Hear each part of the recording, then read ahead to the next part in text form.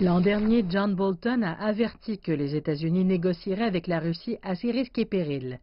Maintenant, en tant que conseiller à la sécurité nationale de Donald Trump, il était à Moscou pour serrer la main du président russe Vladimir Poutine et ensemble, ils ont convenu que le sommet tant attendu aurait lieu.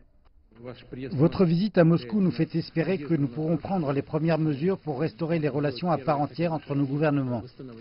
Mais la réunion apportera certainement des critiques de certains coins de Washington. Les deux parties sont en désaccord sur la Syrie, l'annexion de l'Ukraine par la Russie et surtout l'ingérence présumée de la Russie dans les élections américaines. John Bolton a déclaré aux journalistes que c'était le désir de Donald Trump que celui de rencontrer Vladimir Poutine. Le président reconnaît qu'il peut y avoir des critiques quant à cette décision de tenir une réunion. Vous en avez entendu parler aujourd'hui. Mais ce qui doit guider sa conduite dans la politique étrangère américaine est la poursuite de l'intérêt national américain.